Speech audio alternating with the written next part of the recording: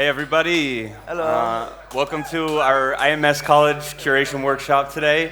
I'm Matt from Beatport. I manage all of our marketing activities for all of our streaming services for DJs and the ecosystem of connected apps, one of which is Beatport DJ.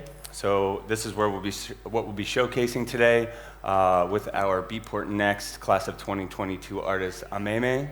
And we'll be doing this on the Microsoft Surface Laptop Studio, which has an exclusive integration with the touch mode functionality. So for those of you who aren't familiar with Beatport DJ, it's our DJ web app that allows users to quickly dig, build custom playlists, test 2-track mixes on the fly, right from the comfort of your web browser. So full access to our 10 million plus catalog of music, all within one browser-based web app. So for this special workshop session, we have AMÉMÉ here. So he's one of our, like I said, one of our next 2022 artists.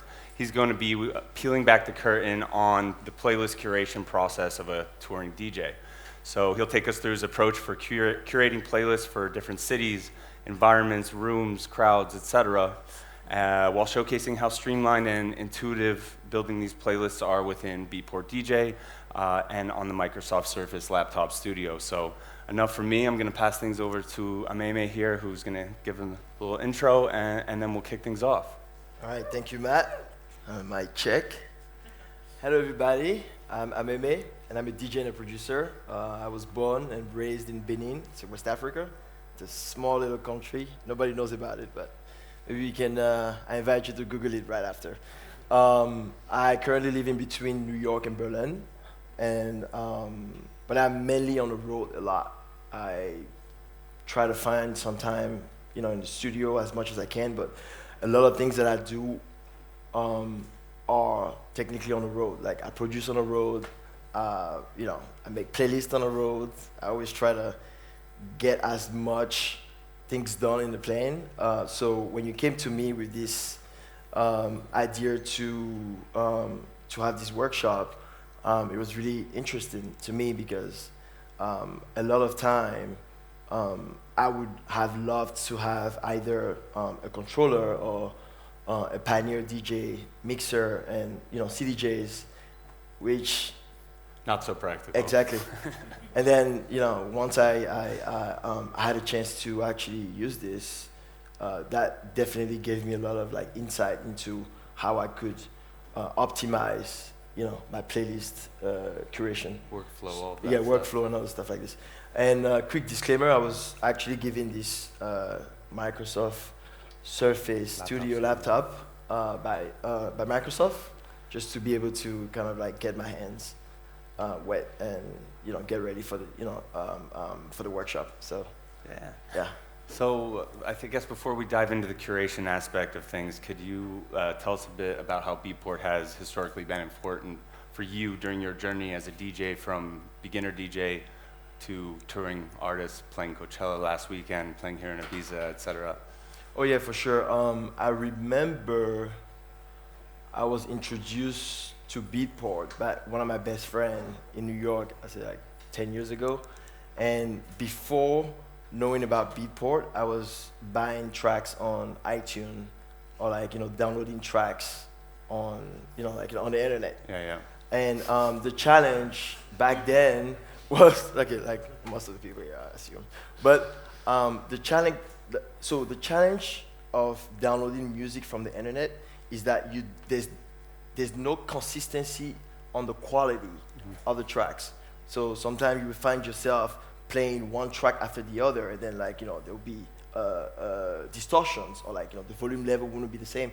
So I was really able to kind of get that consistency when it came to the quality of the music. But the one thing that I really loved about Beatport was the focus that it had on electronic music.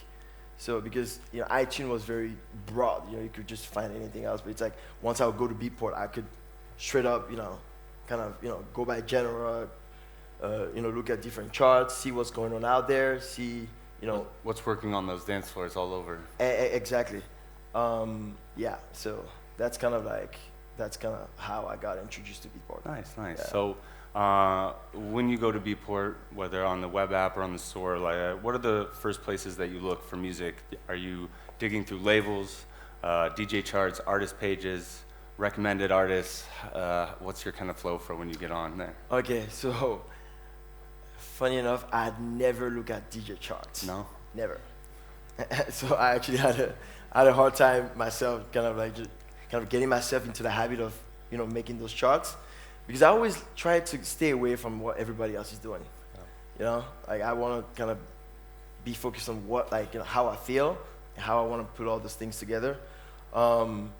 So when it comes to music curation, actually my music curation, I would say that it's a mix and match of a lot of different things, right? Because I also play a lot of unreleased music from myself, a lot of edits that I play. Sure. And I love to just go and maybe look up a track that I kind of like and see what other tracks Beatport would recommend me. Because sometimes if you go into the cart, yep. Right before you make the payment, there's a whole alignment of different tracks, and I just spend hours there just going through it, and going down that virtual rabbit hole, basically. Exactly. Yeah, exactly. So so that's kind of my idea around it. The other thing I always like to do is also to see what's on the chart, on the charts. Yeah.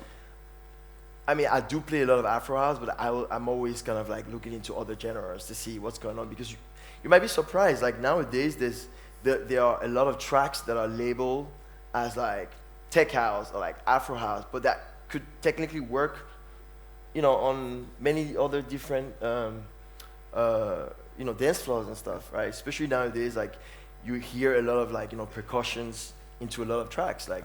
You go to, melodic techno. If you go back 5 years back then, it wasn't really you can see that there's definitely a progression, sure. Within the sound.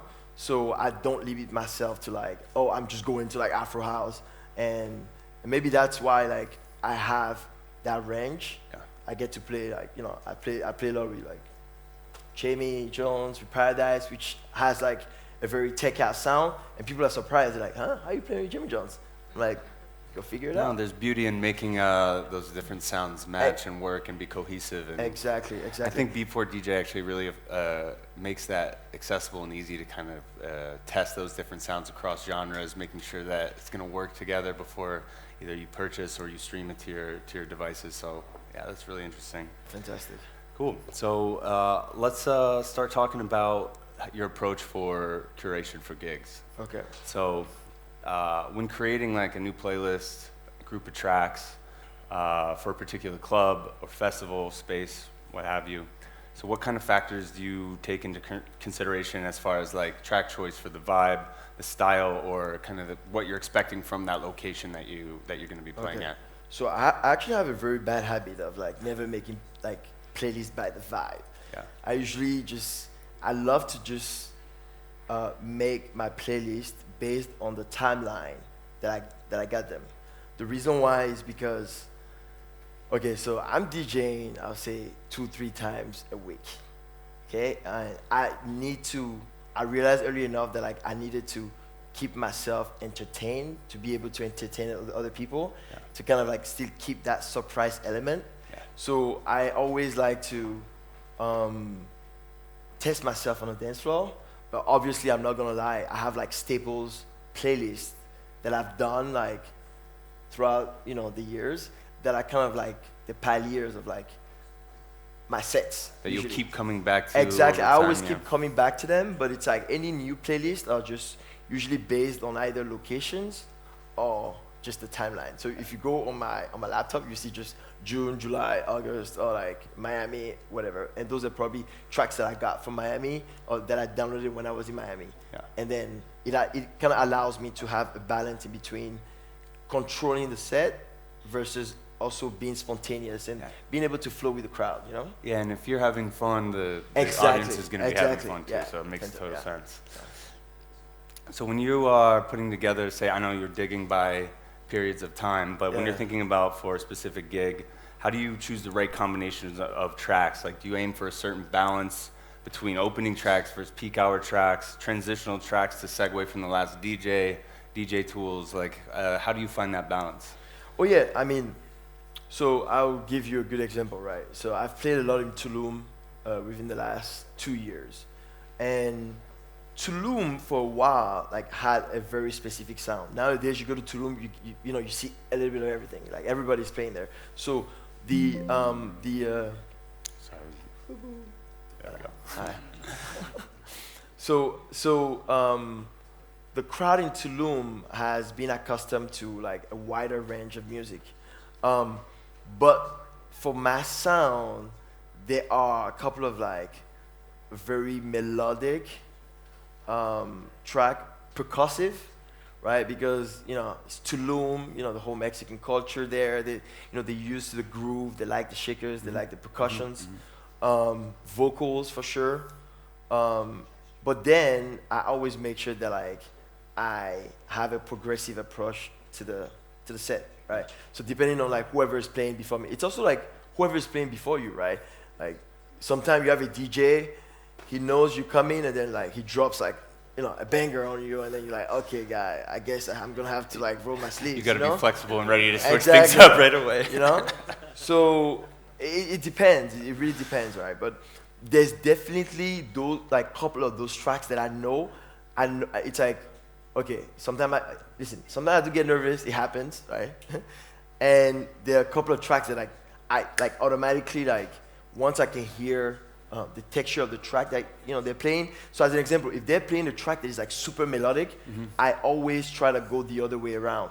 Reset the vibe a little bit. No. I mean, not technically that, because it's like if you have a track that is like super melodic and then you bring another melodic track, it's like too much melodies going on around, right? So it's like if you have, you know, like a super melodic track at the end of, you know, a set, maybe I'll come up with something a little bit more dry, a little bit more percussive, or maybe just a bit square, just techie, just kick, drums, whatever, and try to kind of like create that balance within the transition.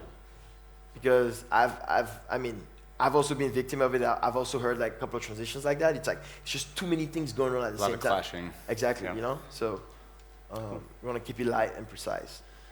So I know this is maybe not an easy question to answer, but like when you are putting together, say a specific playlist for a gig, do you have like an amount or number of tracks that you need to feel flexible, to feel like you're capable of adjusting to the vibe of the crowd, to the energy that maybe you didn't expect going into it? Like you mean within the playlist or the amount of track that I'm gonna play for the set? The latter, the amount that you were going to play for that set. No, because you have to realize, like I think at the beginning, I would get nervous and maybe try to prove too much, and I've stepped away like a while ago. That was like probably like 8 years ago when I was like just trying to make a point or whatever. But now I think I'm comfortable enough to a point where like it's not necessarily about the amount of tracks you play. At least for myself, everybody has their own formula. It's not necessarily about the amount of tracks you play, but it's about how you use those tracks to get a reaction from the crowd. Like sometimes I'll take a track that is like 2 minutes, okay, which technically doesn't exist, and play for 10 minutes, but then just with like the reverbs, like the filter, just creating that tension and dropping it on people. It's like you can do so much just with like, just a little. So I you know, just to answer your question, I don't focus on the amount of tracks. As long as I have the right ingredients that I need, like a little bit of percussions here, a little bit of like uplifting, you know, like just a little bit of everything, and just put them well together. Gotcha. Yeah. So I think we want to go through this playlist that you have put together for your gig later here in Ibiza. Yeah, on Saturday. So I got a few questions about maybe some tracks you could show us, but do you have a track in here that has kind of a specific use case, or like something that works for the Ibiza crowd versus other environments that you added just so you have something that you know is gonna smash it here in Oh yeah, in for Ibiza? sure. So the one thing is, there's something going on here. With, think the internet available. I got disconnected, I think. You should be on Ethernet, I think, you know.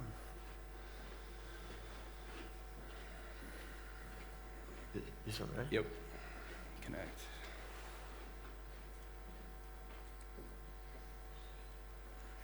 Okay, we're good to go. Might need to refresh for one more second. Yeah. Yep. Okay, fantastic. Yes. There we go. Oh yeah. So coming to Ibiza, right? This is gonna be. I mean, I've played in Ibiza before, but this is gonna be my first, I would say, real season. You know. So there's one very specific dance floor outside of Ibiza that really got me prepared for it, and that was Space Miami. And for those of you, I'm sure that like some of you have been to Space here. Space is not the regular dance floor. You know, you have to come ready, and you like people there are just waiting. Like it has to be like, I mean, like it has to feel like you are on a train. You know, it's like it's a high energy level, and you just gotta keep you have to keep bringing it. You know, and I have this track which is actually a pretty old track. Right, the track was released on 2009, and I'm not the type of DJ that always needs to play like new tracks or whatever. Like I'm pretty, like, as long as like the track gives me what I need, that's all that matters. So I'm like all over the place when it comes to the release dates. So do you want me to? Yeah, maybe play a segment of it for us. Okay, We can understand why this is like your Ibiza weapon that you're excited to play. This is perfect. Yeah. Let's see. All right.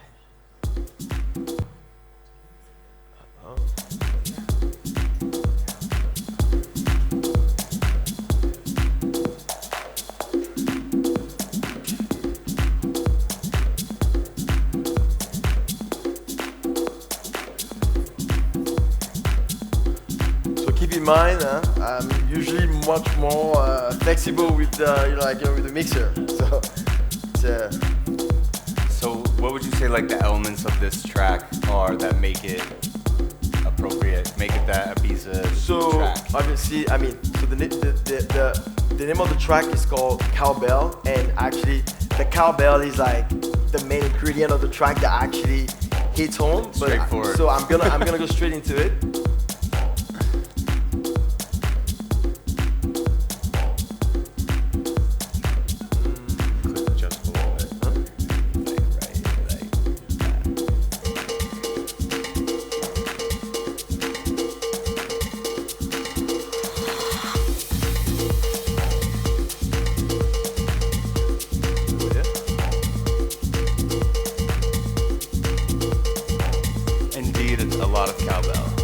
It's just cowbells and cowbells and cowbells. And usually when I'm playing this track, I use a lot of like filters and reverb just to kind of like create that pressure, tension, and then release it on people and stuff. So it's like it works out. It works for like percussive people, for like high energetic tech people. So I know for a fact that like that's gonna be one of the main bangers I'm gonna drop. Now, is this like a track you're gonna let play from the beginning to the end, or?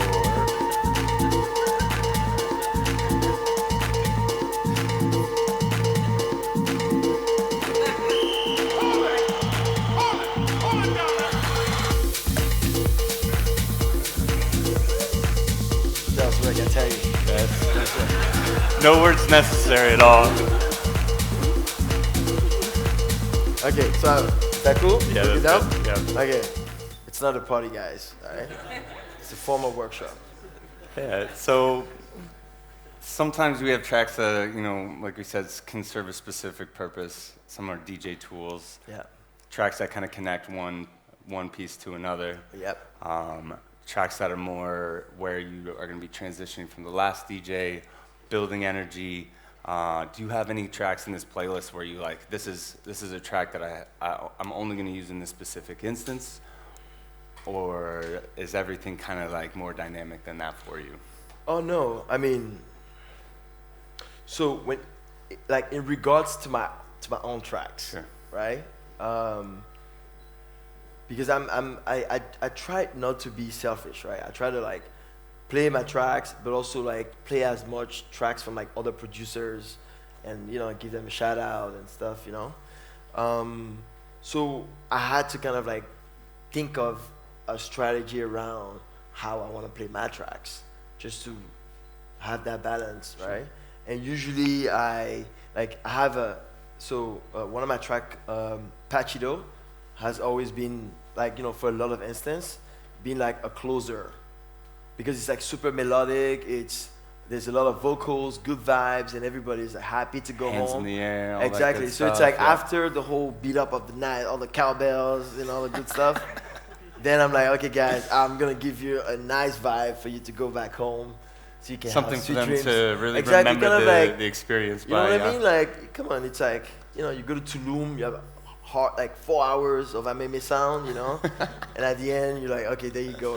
I That's that takeaway track. little That's what they're gonna Pachido. remember and be Yeah. like, I gotta go see AMÉMÉ next Exactly. time he's in town. Did you want me to? Yeah. Maybe Okay. play a segment of one of them All for right. us. So this track has a like emotional meaning to me, because it's a track that was inspired from my culture. So I grew up with this these chants, and I decided to make. Here from artists Yeah. to tracks. Tracks. There you go. I decided to create something out of it. All right. Don't worry, not as many cowbells. Man, more cowbell, the better.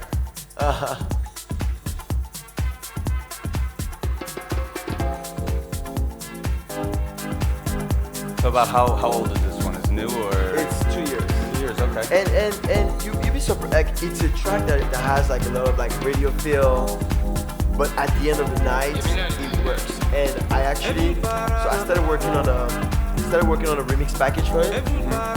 So because I really also wanted to kind of like bring some element of it within the middle of like my set sometimes, just to change stuff up. So I do have like a couple of other versions that I get a little bit more. Some VIP edits. Yeah. No. It's actually gonna come out at the end of the year. Okay. So, but it's like once I start with those vocals, people are usually like super excited and stuff. So this has been an AMÉMÉ staple. Oh yeah, at the end of the night, like have a good night. I love that. Okay, cool. That's just about it. So while you're here in Ibiza, you have a big gig coming up. Is there a track specifically that you're most excited to play out, like that you dug for, that you're like, I can't wait to see the crowd's reaction on the dance floor? Yes, but it's not here. It's on Beatport. All right. Yeah, but Well, no. Actually, you know what? I could answer in 2 ways, right? So second most excited to play a track. Yeah. There is a track that there is one of my track that I rediscovered. That was like the first track I ever released, and that track also has a really funny story, because that was when I moved to Berlin and I was trying to send my music to labels, and nobody would sign my tracks. I sent it to everybody, right? Yeah. Like Mo Black, you wanna get everybody, and it's too percussive, it's too this, too that. So I was like, listen, I'm just gonna release my own stuff. So I did some research and I launched, my music label, nice. One Tribe, and that was the first track I ever released. And a month, like I haven't played it in the last 2 years. And like last month, I think, where were we again? We were somewhere, and I was like, yo, let me try to play Talk to Me. I think I was in Chicago. Uh-huh. Yeah, I was in Chicago, right? And I know that like in Chicago, people are very much more open. So I was like, yo, let me try something different. Let me bring back Talk to Me. And then I was like, whoa, that's a bomb.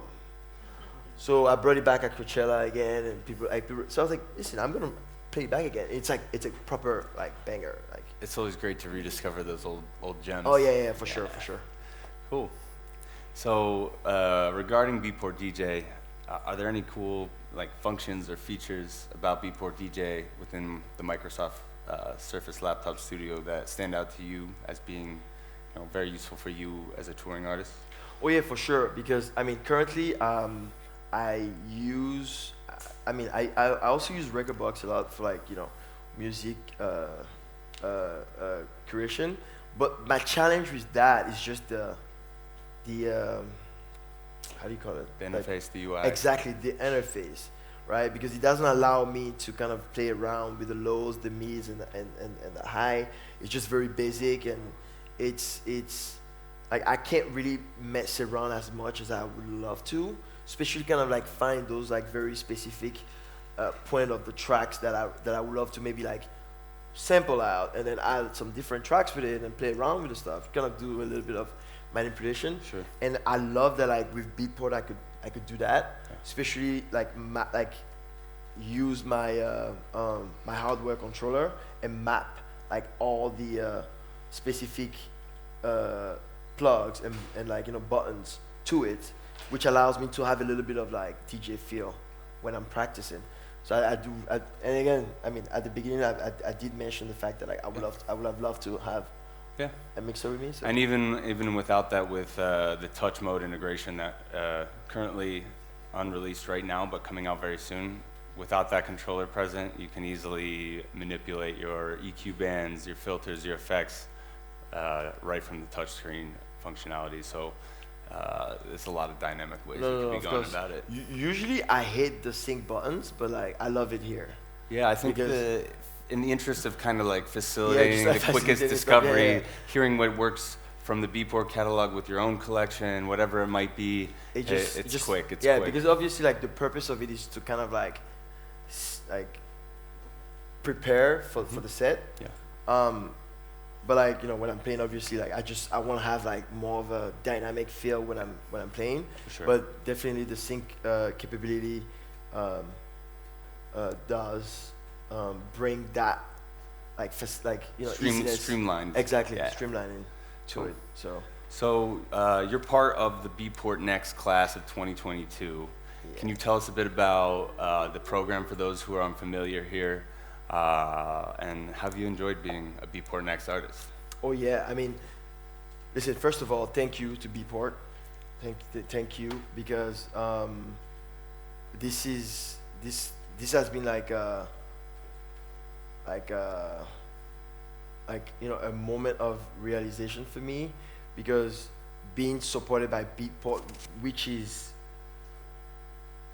one of the main benchmarking platform of this industry, it's like a huge honor. So I don't take it lightly,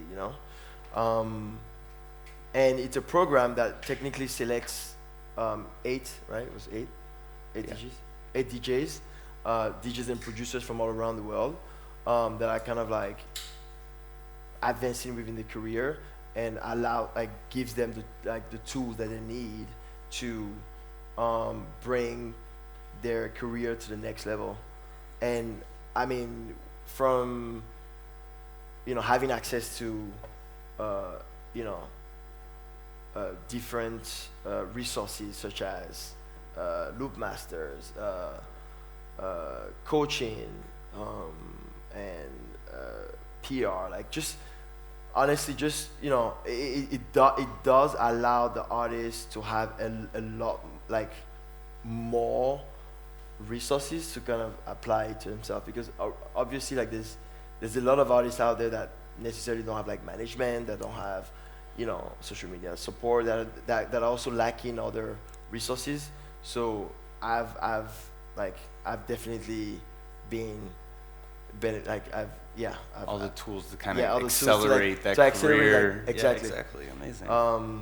And I mean, like obviously it's for me, the other thing that like the one thing that I really loved about it was to kind of also try to get in touch with all the other guys as well and see like what they're doing, and kind of like check on them and share best practices and stuff like this.